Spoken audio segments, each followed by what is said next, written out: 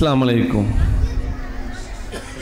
ಪವಿತ್ರವಾದ ರೆಹಮಾನಿಯಾ ಜುಮಾ ಮಸೀದಿ ಹಾಗೂ ಬುಸ್ತಾನುಲ್ ಉಲೂಮಾ ಮದ್ರಸಾ ಪೇಟೆ ಉಲ್ಲಾಲ ಇದರ ವತಿಯಿಂದ ಏರ್ಪಡಿಸಲ್ಪಟ್ಟಂತಹ ಪ್ರತಿಭಾ ಕಾರ್ಯಕ್ರಮದ ಈ ಒಂದು ಅರ್ಥಪೂರ್ಣ ಮತ್ತು ಸುಂದರ ಸಮಾರಂಭದ ಸಭಾ ವೇದಿಕೆಯಲ್ಲಿ ಉಪಸ್ಥಿತರುವಂತಹ ನಮಗೆಲ್ಲರಿಗೂ ಆತ್ಮೀಯರು, ನಮಗೆಲ್ಲರಿಗೂ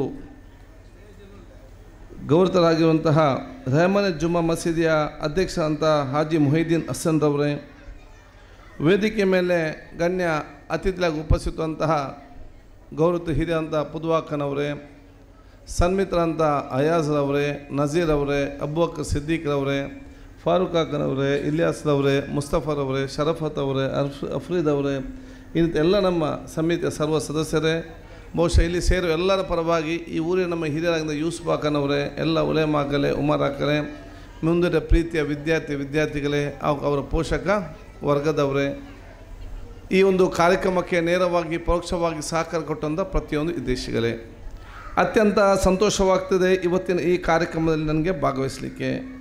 ನಾನು ಪ್ರತಿಯೊಬ್ಬರಿಗೂ ಕೂಡ ಮಿಲಾದುನ್ ನಬಿಯ ವಿಶೇಷ ಶುಭಾಶಯವನ್ನು ಸಲ್ಲಿಸಿಕೊಂಡು ವಿಶ್ವ ಪ್ರವಾದಿ ಮೊಹಮ್ಮದ್ ಮುಸ್ತಫಾ ಸಲ್ಲಂ ಅವರ ಜನ್ಮದಿನಾಚರಣೆಯ ಪ್ರಯುಕ್ತ ಕಳೆದ ತಿಂಗಳಿಂದ ಬಹುಶಃ ಇವತ್ತು ಹೇಗೆ ನಾವು ಇವತ್ತು ಉಲ್ಲಾಲ ಈ ಪೇಟೆಯ ಜುಮಾ ಮಸೀದಿ ಮದ್ರಸಾದಲ್ಲಿ ನಾವು ಒಂದು ಅತ್ಯಂತ ಪಾವಿತ್ರತೆ ಮತ್ತು ಸಂತೋಷದ ಹಮ್ಮಿಕೊಳ್ತಿದ್ದೇವೆ. ವಿಶ್ವದ ಪ್ರತಿಯೊಂದು ಕಡೆಯಲ್ಲಿ ಕೂಡ ಇವತ್ತು ಈ ರೀತಿಯ ಮಿಲಾದ್ ಕಾರ್ಯಕ್ರಮಗಳು ಭಾಳ ಪಾವಿತ್ರತೆಯಿಂದ ಬಹುಶಃ ಅಚ್ಚುಕಟ್ಟಾಗಿ ಇವತ್ತು ನಡೀತಾ ಇದೆ. ಯಾಕಂತ ಹೇಳಿದರೆ 1500 ವರ್ಷಗಳ ಹಿಂದೆ ಬಹುಶಃ ಒಂದು ಮಾನವ ಕುಲಕ್ಕೆ ಶಾಂತಿಗಾಗಿ, ಸೋದರತೆಗಾಗಿ, ಸಮಾನತೆಗಾಗಿ, ನ್ಯಾಯಕ್ಕಾಗಿ ಯಾವ ರೀತಿ ಸಮಾಜ ನಿರ್ಮಾಣ ಮಾಡೋದಂತ ಹೇಳಿ ಇಡೀ ತನ್ನ ವಿಶ್ವಾಸಕ್ಕೆ ತೋರಿಸಿಕೊಟ್ಟ ಸಂದೇಶವೇ ಅದು ಪ್ರವಾದಿಯವರ ಸಂದೇಶ ಅಂತ ಹೇಳಲಿಕ್ಕೆ ನಾನು ಇವತ್ತು ಬಯಸುವಂಥದ್ದು. ಅದಕ್ಕೆ ಅನುಗುಣವಾಗಿ ಬಹುಶಃ ನಾವು ಪ್ರತಿ ವರ್ಷವೂ ಕೂಡ ಈ ರೀತಿಯ ಕಾರ್ಯಕ್ರಮನ ಇವತ್ತು ಹಮ್ಮಿಕೊಳ್ಳುವ ಮೂಲಕ ವಿಶ್ವಪ್ರವಾದಿ ಮೊಹಮ್ಮದ್ ಮುಸ್ತಫಾ ಸಲ್ಲಂ ಅವರ ಹಲವಾರು ವ್ಯಕ್ತಿತ್ವವನ್ನು, ವಿಚಾರಗಳನ್ನು, ಅದರ ಇತಿಹಾಸ ಮತ್ತು ಪ್ರವಾದಿಯವರ ಸಂದೇಶವನ್ನು ನಾವು ತಿಳಿದುಕೊಳ್ಳುವ ಜೊತೆಯಲ್ಲಿ ಯುವ ಜನಾಂಗ ಮತ್ತು ವಿದ್ಯಾರ್ಥಿಗೆ ತಿಳಿಸಿಪಡಿಕೊಡುವಂಥ ಕುರಿತು ಕಾರ್ಯಕ್ರಮ ಕುರಿತು ಆಗಿದೆ ಅಂತ ಹೇಳಲಿಕ್ಕೆ ನಾನು ಇವತ್ತು ಇಚ್ಛಿಸುವಂಥದ್ದು. ಆದ ಕಾರಣ ಎಲ್ಲ ಸಂದೇಶವು ಕೂಡ ನಮ್ಮ ವ್ಯಕ್ತಿತ್ವವನ್ನು ಬೆಳೆಸಿಕೊಂಡು ಭವಿಷ್ಯ ದಿನಗಳಲ್ಲಿ ನಾವು ಅತ್ಯುತ್ತಮವಾದ ವ್ಯಕ್ತಿತ್ವ ರೂಪಿಸಿಕೊಳ್ಳಲಿಕ್ಕೆ ಬೇಕಾಗಿ ಎಲ್ಲ ಕಾರ್ಯಕ್ರಮವನ್ನು ಜುಮಾ ಮಸೀದಿಯ ಅಧ್ಯಕ್ಷರು, ಸರ್ವ ಸದಸ್ಯರು ಭಾಳ ಸಂತೋಷದಿಂದ ಮಕ್ಕಳ ಜೊತೆ ಸೇರಿಕೊಂಡು ಈ ಕಾರ್ಯಕ್ರಮ ಹಮ್ಮಿಕೊಳ್ತಾರೆ.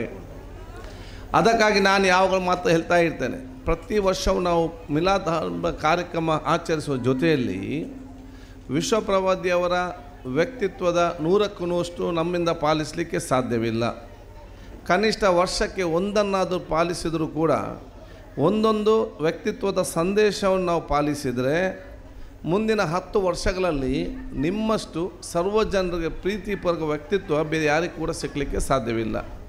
ನಿಮ್ಮ ವ್ಯಕ್ತಿತ್ವದಲ್ಲಿ ಪ್ರತಿಯೊಂದು ವರ್ಷ ಒಂದನ್ನು ಮೈಗೂಡಿಸಿಕೊಳ್ಳಿ, 10 ವರ್ಷ ಆಗುವಾಗ ನಿಮ್ಮಷ್ಟು ಸಂತೋಷ ಮತ್ತು ನಿಮ್ಮಷ್ಟು ಯಶಸ್ಸು, ನಿಮ್ಮಷ್ಟು ಜನರಿಂದ ಪ್ರೀತಿಸಲ್ಪಡುವ ವ್ಯಕ್ತಿತ್ವ ಬೇರೆ ಯಾರಿಗೂ ಕೂಡ ಇವತ್ತು ಸಿಕ್ಕಲಿಕ್ಕೆ ಸಾಧ್ಯವಿಲ್ಲ. ಅಂಥ ಕನಸನ್ನು ಕಂಡೇ ಇವತ್ತು ಎಲ್ಲ ಕಾರ್ಯಕ್ರಮವನ್ನು ಕೂಡ ಇವತ್ತು ಜುಮಾ ಮಸೀದಿ ಅಧ್ಯಕ್ಷರು, ಸದಸ್ಯರು, ಈ ಊರ ಹಿರಿಯರು ಇವತ್ತು ಮಾಡ್ತಾ ಇದ್ದಾರೆ ಅಂತ ನಾನು ಹೇಳಲಿಕ್ಕೆ ನಾನು ಇವತ್ತು ಬಯಸ್ತೇನೆ. ಅದಕ್ಕಾಗಿ ನೀವೆಲ್ಲರೂ ಕೂಡ ಈ ಒಂದು ವ್ಯಕ್ತಿತ್ವ ರೂಪಿಸಿಕೊಳ್ಳಲಿಕ್ಕೆ ತನ್ನದೇ ಆದ ರೀತಿಯಲ್ಲಿ ಇವತ್ತು ಪ್ರಯತ್ನ ಪಡಬೇಕು. ಹಿರಿಯರು, ಮನೆಯವರು ಕೂಡ ಆ ವಿದ್ಯಾರ್ಥಿಗಳ ವ್ಯಕ್ತಿತ್ವ ರೂಪಿಸಿಕೊಳ್ಳಲಿಕ್ಕೆ ಬೇಕಾಗುವಂಥ ವಾತಾವರಣ ಇವತ್ತು ನಿರ್ಮಾಣ ಮಾಡಬೇಕಂತ ಹೇಳಲಿಕ್ಕೆ ನಾನು ಇವತ್ತು ಬಯಸ್ತೇನೆ. ನನಗೆ ಈಗಲೂ ಕೂಡ ನೆನಪಿದೆ, ನನಗೆ ಮನೆಗೆ ಬಹುಶಃ ಉಲೇಮಾಗಲು ಬಂದು ಕಲಿಸ್ತಾ ಇದ್ದರು. ಆ ಒಂದು ಸಂದರ್ಭ ಕೊಡುವಂಥ ಸಂದೇಶ ಹಲವಾರು ಸಂದೇಶ ಇತ್ತು. ಅದರಲ್ಲಿ ಪ್ರಮುಖವಾದ ಸಂದೇಶ, ವಿಶ್ವಪ್ರವಾದಿಯವರ ಸಂದೇಶ ನನಗೆ ಹೇಳಿಕೊಟ್ಟದ್ದು ಯಾವುದು ಅಂತ ಹೇಳಿದರೆ ಒಂದು ಸಬೂರ್, ತಾಳ್ಮೆಗೆ ವಿಶೇಷವಾದ ಮಹತ್ವ ಇದೆ. ಅದಕ್ಕಾಗಿ ನಾನೆಲ್ಲ ವಿದ್ಯಾರ್ಥಿನಿಗೆ ಹೇಳೋದಿಷ್ಟೇ,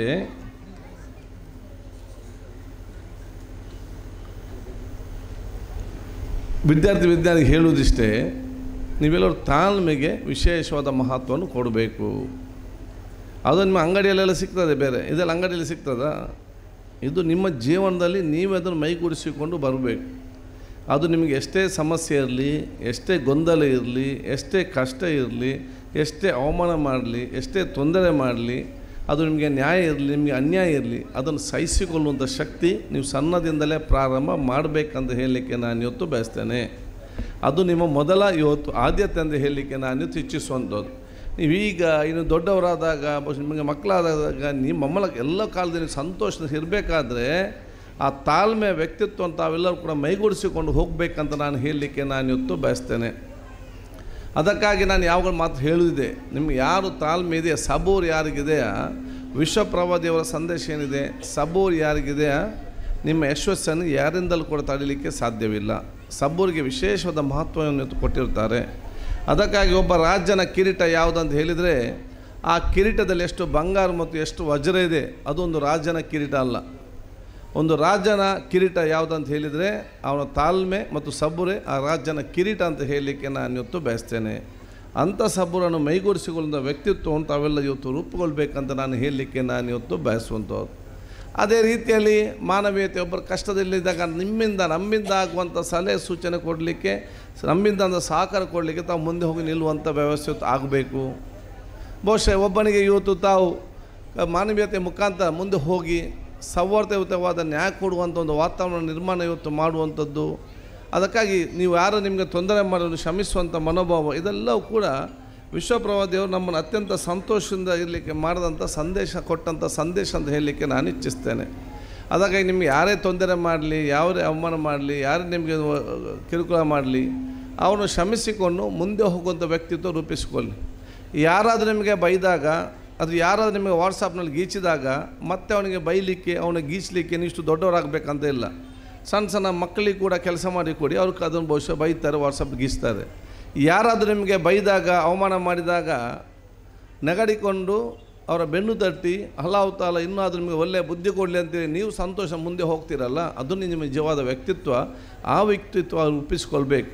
ಯಾರಾದರೂ ನಿಮಗೆ ಬೈದಾಗ ನೀವು ನೆಗಡಿಕೊಂಡು ಹೋದರೆ ಅದು ನಿಮ್ಮ ವೀಕ್ನೆಸ್ ಅಲ್ಲ, ಅದು ನಿಮ್ಮ ನಿಜವಾದ ಶಕ್ತಿ ಅಂತ ಹೇಳಲಿಕ್ಕೆ ನಾನು ಇವತ್ತು ಬಯಸ್ತೇನೆ. ಅಂಥ ಶಕ್ತಿ ಅಂತ ಜನಾಂಗ ಇವತ್ತು ವಿದ್ಯಾರ್ಥಿ ಸಮಾಜ ಇವತ್ತು ಹಮ್ಮಿಕೊಳ್ಬೇಕಂತ ನಾನು ಹೇಳಲಿಕ್ಕೆ ನಾನು ಇವತ್ತು ಬಯಸುವಂಥದ್ದು. ಯಾರಾದರೂ ನಿಮಗೆ ತೊಂದರೆ ಮಾಡಿದರೆ ನೀವು ಅವನಿಗೆ ರಿಟರ್ನ್ ಕ್ವಶನ್ ಎಷ್ಟು ಕೊಡ್ಬೋದು, ಅಲ್ಲಾಹ್ ತಾಲ ಕೊಡುವಾಗ ಸಹಿಸಲಿಕ್ಕೆ ಸಾಧ್ಯ ಇಲ್ಲ, ಆ ರೀತಿಯಿಂದ ಕೊಡ್ತಾರೆ. ಆದಾಗ ಆ ಒಂದು ವಿಶ್ವಾಸ ಇಟ್ಟುಕೊಂಡು ನೀವು ಸಮಾಧಾನದಿಂದ ಮುಂದೆ ಹೋಗಬೇಕಂತ ನಾನು ಹೇಳಲಿಕ್ಕೆ ನಾನು ಇವತ್ತು ಬಯಸ್ತೇನೆ. ಆ ಒಂದು ವಿಶೇಷವಾದ ವ್ಯಕ್ತಿತ್ವ ನಿಮ್ಮೆಲ್ಲರ ವ್ಯಕ್ತಿತ್ವ ಆಗಲಿ ಅಂತ ಹೇಳಲಿಕ್ಕೆ ನಾನು ಇಚ್ಛಿಸುವಂಥದ್ದು.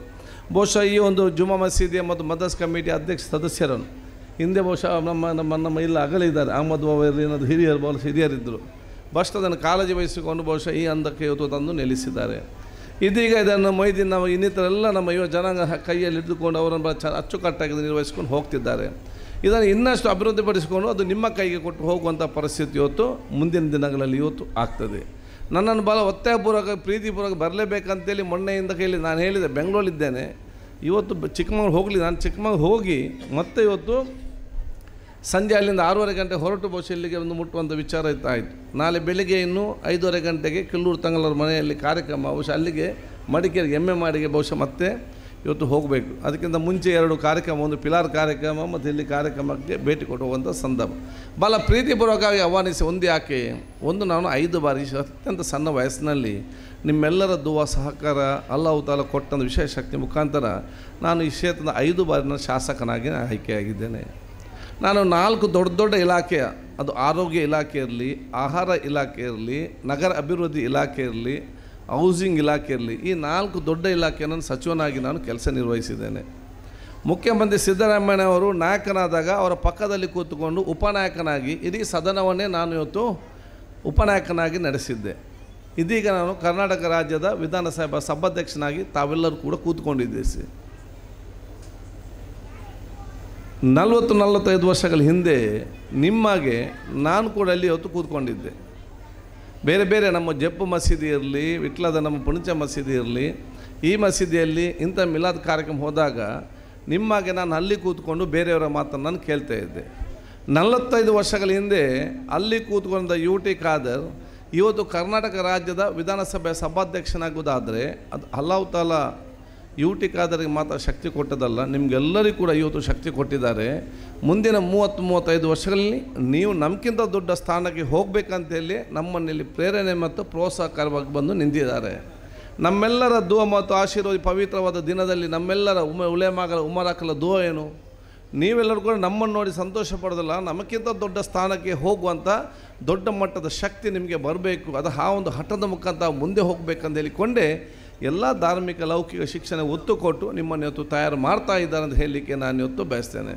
ಆದ ಕಾರಣ ಭವಿಷ್ಯ ದಿನದಲ್ಲಿ ಆದಷ್ಟು ಅತ್ಯಂತ ದೊಡ್ಡ ಸ್ಥಾನಕ್ಕೆ ತಾವೆಲ್ಲ ಹೋಗಬೇಕಂತ ಕೂಡ ನಾನು ಇವತ್ತು ಕೇಳಿಕೊಂಡು, ಬಹುಶಃ ಈ ಒಂದು ಪ್ರದೇಶ ಈಗ ರಸ್ತೆಯಲ್ಲಿ ಈಗಾಗಲೇ ಟೆಂಡರ್ ಆಗಿದೆ. ಮುಂದಿನ ಕೆಲವೇ ದಿನಗಳಲ್ಲಿ ಅಥವಾ ಒಂದೆರಡು ತಿಂಗಳಲ್ಲಿ ಬಹುಶಃ ಅಬ್ಬಕ್ಕ ಸರ್ಕಲಿನ ಪ್ಯಾರಿಸ್ ಹೋಟೆಲ್ ನೇರವಾಗಿ ಕೋಡಿ ತನಕ ಕೂಡ ಡ್ರೈನ್ ಮತ್ತು ಒಂದು ಹಂತದ ಕಾಂಕ್ರೀಟೀಕರಣಕ್ಕೆ ಇವತ್ತು ಅನುದಾನ ಬಿಡುಗಡೆ ಮಾಡಿದ ಕೆಲಸ ಇವತ್ತು ಪ್ರಾರಂಭ ಆಗ್ತಾ ಇದೆ. ಕೆಲಸ ಪ್ರಾರಂಭ ಆಗುವ ಸಂದರ್ಭದಲ್ಲಿ ಮುಂದಿನ ಕೆಲವು ಬಿಲ್ಡಿಂಗಲ್ಲಿ ಕೂಡ ಇವತ್ತು ಏನು ಮಾರ್ಕ್ ಆಗಿದೆ ಅದನ್ನು ಕೂಡ ಇವತ್ತು ಹೋಗುವಂಥ ಪರಿಸ್ಥಿತಿ ಇದೆ. ಅದಕ್ಕೆ ಏನೆಲ್ಲ ಬೇಕಾ ಈಗೆಲ್ಲ ಪ್ಲ್ಯಾನ್ಗಳನ್ನು ಬಹುಶಃ ನಮ್ಮ ಕಮಿಟಿಯವರು ಈಗಾಗಲೇ ತಯಾರು ಮಾಡಿ ಅದನ್ನು ಇಟ್ಟಿದ್ದಾರೆ. ಇದಕ್ಕೆ ಯಾವ ರೀತಿಯ ಸಹಕಾರ ಕೊಡಬೇಕು, ನಮ್ಮ ಕೂಡ ಯಾವ ರೀತಿಯ ಸಹಕಾರ ಕೊಡಬೇಕಂದ್ರೆ ನಾನು ಕೂಡ ಅದನ್ನು ಆಲೋಚನೆ ಮಾಡಿ ಸಹಕಾರ ನಮ್ಮಿಂದ ಆಗುವಂಥ ಸಹಕಾರ ಕೊಡುವಂಥ ಕೆಲಸವನ್ನು ನಾನು ಖಂಡಿತವಾಗಿ ನಾನು ಮಾಡ್ತೇನೆ ಅಂತ ಹೇಳಲಿಕ್ಕೆ ಕೂಡ ನಾನು ಇವತ್ತು ಬಯಸ್ತೇನೆ. ಅದಕ್ಕಾಗಿ ನಿಮ್ಮೆಲ್ಲರ ದುವಾ ಆಶೀರ್ವಾದ ಇರುವಂಥ ಅವಕಾಶ ಆಗಲಿ. ಇವತ್ತು ನಾನು ಪ್ರತಿಯೊಂದು ಮನೆಯವರು ಕೂಡ ಇದಕ್ಕೆ ಸಂಪೂರ್ಣವಾಗಿ ಸಹಕಾರ ಕೊಡೋಂಥ ಕೆಲಸ ಮಾಡಬೇಕು. ಯಾಕೆ ಇದು ಅವ್ರ ಕಮಿಟಿಯವರಿಗೆ ಮಾತ್ರ ಅಲ್ಲ, ಅದು ಈಗಿನವರಿಗೆ ಮಾತ್ರ ಅಲ್ಲ, ಇದು ಇದೀ ನಿಮ್ಮ ಜಮಾತಿಗೆ ನಿಮಗೆ ಮುಂದಿನ ಆಸೆ ಮತ್ತು ಸಂಪತ್ತನ್ನು ಮತ್ತು ನಿರ್ಮಾಣ ಮಾಡಿ ಕೊಡುವಂಥ ಕೆಲಸ ಇವತ್ತು ಆಗಿದೆ ಅಂತ ಹೇಳಲಿಕ್ಕೆ ನಾನು ಇವತ್ತು ಬಯಸುವಂಥದ್ದು. ಅದಕ್ಕಾಗಿ ನಾನು ನಿಮ್ಮೆಲ್ಲ ಶುಭಾಶಯ ಸಲ್ಲಿಸಿಕೊಂಡು ತಮ್ಮೆಲ್ಲರ ಪ್ರೀತಿಪೂರ್ವಕ ದುವಾ ಆಶೀರ್ವಾದ ಸಹಕಾರ ಮುಖಾಂತರ ಇವತ್ತು ನನ್ನನ್ನು ಈ ಕ್ಷೇತ್ರದ ಶಾಸಕನಾಗಿ ಮಾತ್ರ ಅಲ್ಲ, ಮಂತ್ರಿಯಾಗಿ ಮಾತ್ರ ಅಲ್ಲ, ರಾಜ್ಯದ ವಿಧಾನಸಭೆ ಸಭಾಧ್ಯಕ್ಷನಾಗಿ ಕೂತ್ಕೊಳ್ಳುವಂಥ ಅವಕಾಶ ತಾವು ಮಾಡಿ ಕೊಟ್ಟಿದ್ದೀರಿ. ನನಗೆ ಸಭಾಧ್ಯಕ್ಷನಾಗಿ ನಾನು ಅಧಿಕಾರ ವಹಿಸಿಕೊಂಡ ನಂತರ ಎಲ್ಲ ಟಿ ವಿಗಳಲ್ಲಿ, ಪೇಪರ್ಗಳಲ್ಲಿ, ರೇಡಿಯೋಗಳಲ್ಲಿ ಭಾಳ ಚರ್ಚೆ ಇತ್ತು. ಏನು ಚರ್ಚೆ ಇತ್ತು? ವಯಸ್ಸಿನಲ್ಲಿ ಸಣ್ಣದವರು ದೊಡ್ಡ ದೊಡ್ಡ ನಾಯಕರನ್ನು ನಿಯಂತ್ರಿಸಲಿಕ್ಕೆ ಸಾಧ್ಯ ಉಂಟಾ? ಸರಿಯಾಗಿ ಕನ್ನಡ ಉಚ್ಚಾರ ಮಾತಾಡಲಿಕ್ಕೆ ಬರುವುದಿಲ್ಲ, ಇವರಿಗೆ ನಿಭಾಯಿಸಲಿಕ್ಕೆ ಸಾಧ್ಯ ಉಂಟಾ? ಕರುನಾಡಿನ ಮತ್ತು ಕರಾವಳಿಯ ಬ್ಯಾರಿ ಮಾತಾಡೋರು, ತುಳು ಮಾತಾಡೋರು ಸದನವನ್ನು ನಿಭಾಯಿಸಲಿಕ್ಕೆ ಸಾಧ್ಯ ಉಂಟಂತೇಳಿ ಭಾಳಷ್ಟು ಚರ್ಚೆ ಇವತ್ತಿತ್ತು. ಭಾಳ ಚರ್ಚೆ ಹೇಗಾಗ್ತಿತ್ತು ಅಂತ ಹೇಳಿದರೆ, ಉಳ್ಳಾಲದಿಂದ ಬಂದವರಿಗೆ ಕೂಡ ಇದನ್ನು ನಿಭಾಯಿಸಲಿಕ್ಕೆ ಸಾಧ್ಯ ಉಂಟಾ ಅಂತೇಳಿ ಭಾಳ ಚರ್ಚೆ ಇತ್ತು. ಅದು ಯಾರು ಸಾಧ್ಯವಿಲ್ಲ ಅಂತ ಎನಿಸಿಕೊಂಡಿದ್ದಾರ ಅವ್ರಿಗೆ 2 ವರ್ಷದಲ್ಲಿ ಅದು ಉಳ್ಳಾಲದವರು ಸಾಧ್ಯವನ್ನಾಗಿ ಮಾಡಿ ತೋರಿಸಿಕೊಟ್ಟಿದ್ದಾರೆ ಅಂತ ಹೇಳಲಿಕ್ಕೆ ನಾನು ಇವತ್ತು ಬಯಸ್ತೇನೆ. ಅದಕ್ಕಾಗಿ ನಿಮ್ಮೆಲ್ಲರ ದುವಾ ಆಶೀರ್ವಾದ ಕೂಡ ಮುಂದಿನ ದಿನ ಇರಲಿ ಅಂತ ಕೂಡ ನಾನು ಇವತ್ತು ಹೇಳಿಕೆ ಇಚ್ಛಿಸಿ, ನಾವೆಲ್ಲರೂ ಕೂಡ ಅತ್ಯಂತ ಪ್ರೀತಿಯ ಸೋದರ ಸಮಾನತೆಯ ಜೀವನದ ಮುಂದೆ ಹೋಗುವಂಥ ಅವಕಾಶ ಮಾಡಿ ಉಳ್ಳಾಲವನ್ನು ಅತ್ಯಂತ ಸೌಹಾರ್ದತೆ ಮತ್ತು ಪ್ರೀತಿಯ ಕೇಂದ್ರವಾಗಿ ಮಾಡುವುದೇ ಅದು ನಮ್ಮ ಮೊದಲ ಇವತ್ತು ಆದ್ಯತೆ. ಅದೀಗ ಅಭಿವೃದ್ಧಿಗೆ ಸಂಬಂಧಪಟ್ಟ ದೀರ್ಘ ಮಾತಾಡಲಿಕ್ಕೆ ಹೋಗಿ ನಿಮ್ಮ ಕಣ್ಣ ಮುಂದೆ ಅದು ಕಾಣ್ತದೆ. ಕಳೆದ 5-10 ವರ್ಷಗಳ ಹಿಂದೆ ನಮ್ಮ ಉಳ್ಳಾಲದ ಪರಿಸ್ಥಿತಿ ಹೇಗಿತ್ತು, ಈಗ ಅದು ಹೇಗೆ ಆಗಿದೆ ಅಂತೇಳಿ ನನಗಿಂತ ಚೆನ್ನಾಗಿ ನೀವು ಇಲ್ಲಿ ಇರುವವರಿಗೆ ಭಾಳ ಚೆನ್ನಾಗಿ ಇವತ್ತು ಗೊತ್ತಿದೆ. ಅದು ಬಹುಶಃ ಕಡಲು ಕೊರತೆಯಿಂದ ಹಿಡಿದು, ರಸ್ತೆಯಿಂದ ಹಿಡಿದು, ವಿದ್ಯುತ್ತಿಗೆ ಸಂಬಂಧಪಟ್ಟಾಗಿರಲಿ, ಕುಡಿಯುವ ನೀರಿಗೆ ಸಂಬಂಧಪಟ್ಟಾಗಿರಲಿ ಈಗಲೂ ಕೂಡ ಕೆಲಸ ಇವತ್ತು ನಡೀತಾ ಇದೆ. 24 ಗಂಟೆ ಕುಡಿಯುವ ನೀರಿಗೆ ಮನೆ ಕನೆಕ್ಷನ್ ಇವತ್ತು ಆಗ್ತಾಯಿದೆ. ಯಾರು ಎಲ್ಲಿ ಕೂಡ ನ್ಯಾಯ ಪೈಸೆ ಯಾರಿಗೂ ಕೂಡ ಕೊಡಲಿಕ್ಕಿಲ್ಲ. ಕೋಟೆಪುರದಿಂದ ಮಂಗಳೂರಿಗೆ ಸೇತುವೆ ನಿರ್ಮಾಣ ಆದರೆ ಈ ಊರಿನ ಚಿತ್ರಣ, ಉಳ್ಳಾಲದ ಚಿತ್ರಣವೇ ಇವತ್ತು ಬದಲಾಗುವಂಥ ಕೆಲಸ ಇವತ್ತು ಆಗ್ತದೆ. ಎಲ್ಲ ಆದ ಸಂದರ್ಭ ಇದೆಲ್ಲ ಯಾರಿಗಂದರೆ ನಮಗೆ ನಾವೇನು ಯಾರು ಕೂಡ ಪರ್ಮನೆಂಟ್ ಅಲ್ಲ. ಇದರಲ್ಲಿ ಇದೆಲ್ಲ ಕೂಡ ಈ ಸಮಾಜ ಊರಿಗೆ ನಾವು ಬಿಟ್ಟು ಹೋಗುವಂಥ ಕೆಲಸ ಹೇಳಿಕೊಂಡು ನಿಮ್ಮೆಲ್ಲರಿಗೂ ಕೂಡ ಇವತ್ತು ಸಹಕರಿಸುವಂಥ ಕೆಲಸ ಇವತ್ತು ಆಗಲಿ ಅಂತ ಕೂಡ ನಾನು ಇವತ್ತು ಕೇಳಿಕೊಳ್ತಾ, ನಿಮಗೆಲ್ಲರಿಗೂ ನನ್ನ ವಿಶೇಷವಾದ ಅಭಿನಂದನೆ ಶುಭಾಶಯ ನಾನು ಇವತ್ತು ಸಲ್ಲಿಸಿಕೊಂಡು ನಿಮ್ಮೆಲ್ಲರ ಸಹಕಾರ ನಾನು ಕೇಳಿಕೊಳ್ತಾ, ನಾನು ಒಂದೇ ಮಾತಲ್ಲಿ ಅವತ್ತು ಕೂಡ ಹೇಳಿದ್ದೆ, ನನ್ನ ಹತ್ರ ಕೇಳಿದ್ದು ನಿಮ್ಮ ಅತ್ಯಂತ ಒಂದು ಅಭಿವೃದ್ಧಿಯ ಇಚ್ಛೆ ಅಂತೇಳಿ. ನಾನು ಹೇಳಿದೆ, ನಾನು ರಸ್ತೆ ಕಟ್ಟುವಂಥದ್ದು, ಸೇತುವೆ ಮಾಡುವಂಥದ್ದು, ಕರೆಂಟ್ ಮಾಡೋದು, ನೀರು ಮಾಡೋದು ಅದು ನನ್ನ ದೊಡ್ಡ ಮಟ್ಟದ ಅಭಿವೃದ್ಧಿ ಅಲ್ಲ. ನನ್ನ ದೊಡ್ಡ ಮಟ್ಟದ ಅಭಿವೃದ್ಧಿ ಯಾವುದು ಅಂತ ಹೇಳಿದರೆ, ಆ ಉಳ್ಳಾಲದ ಮುಖ್ಯ ಪೇಟೆಯಲ್ಲಿ ಒಂದು ಮುಸ್ಲಿಂ ಸಹೋದರ ಮಕ್ಕಳು, ಹಿಂದೂ ಸಹೋದರ ಮಕ್ಕಳು, ಕ್ರಿಶ್ಚಿಯನ್ ಸಹೋದರ ಮಕ್ಕಳು, ಬಡವರ ಮಕ್ಕಳು, ಶ್ರೀಮಂತರ ಮಕ್ಕಳು, ನಿರ್ಗತಿಕರ ಮಕ್ಕಳು, ಕಾರ್ಮಿಕರ ಮಕ್ಕಳು ಎಲ್ಲರೂ ಕೂಡ ಕೈ ಹಿಡಿದುಕೊಂಡು ನೆಗಡಿಕೊಂಡು ಸಂತೋಷದಿಂದ ಓಡಾಡುವಂಥ ವಾತಾವರಣ ನಿರ್ಮಾಣ ಮಾಡಿದೆ. ಅದು ನನ್ನ ಒಂದು ಅಭಿವೃದ್ಧಿಯ ಮೊದಲ ಹೆಜ್ಜೆ ಅಂತ ನಾನು ಹೇಳಲಿಕ್ಕೆ ಬಯಸ್ತೇನೆ. ಅದು ಕನಸು, ಅಭಿವೃದ್ಧಿಯ ಕನಸು ಆಗಬೇಕು. ಅದನ್ನು ನಾವು ಇವತ್ತು ಮುಂದಿನ ದಿನದಲ್ಲಿ ಉಳ್ಳಾಲದಲ್ಲಿ ಇಡೀ ನಾವು ದೇಶಕ್ಕೆ ದೊಡ್ಡ ಸಂದೇಶ ಕೊಡುವಂಥ ಜವಾಬ್ದಾರಿಯನ್ನು ಪ್ರತಿಯೊಂದು ಮಸೀದಿಯವರು, ಪ್ರತಿಯೊಂದು ಯುವ ಸಂಘಟನೆಯವರು, ಎಲ್ಲ ಜಾತಿ ಧರ್ಮದ ಯುವಕರು ನಾವು ಒಗ್ಗಟ್ಟಾಗಿದ್ದುಕೊಂಡು ಆ ದೊಡ್ಡ ಮಟ್ಟದ ಕಾರ್ಯಕ್ರಮ ಮಾಡುವ ಮೂಲಕ ನಾವು ಇಡೀ ದೇಶಕ್ಕೆ ದೊಡ್ಡ ಸಂದೇಶ ಕೊಡೋದ ಕೇಂದ್ರ ಅದು ಉಳ್ಳಾಲ ಆಗಬೇಕಂತ ಹೇಳಿಕೊಂಡು, ಅದಕ್ಕೆ ನಿಮ್ಮೆಲ್ಲರ ಸಹಕಾರವನ್ನು ಯಾಚಿಸಿದ ನಿಮಗೆಲ್ಲರಿಗೂ ನನ್ನ ವಿಶೇಷ ಶುಭಾಶಯ ಇವತ್ತು ಸಲ್ಲಿಸಿ ನಿಮ್ಮೆಲ್ಲರ ಆಶೀರ್ವಾದ ಮತ್ತು ದುವಾ ಕೇಳಿಕೊಂಡು ನನ್ನ 2 ಮಾತು ಮುಗಿಸಿದೆ. ಅಸ್ಸಲಾಮು ಅಲೈಕುಂ ವರಹಮತುಲ್ಲಾಹಿ ವಬರಕಾತುಹು.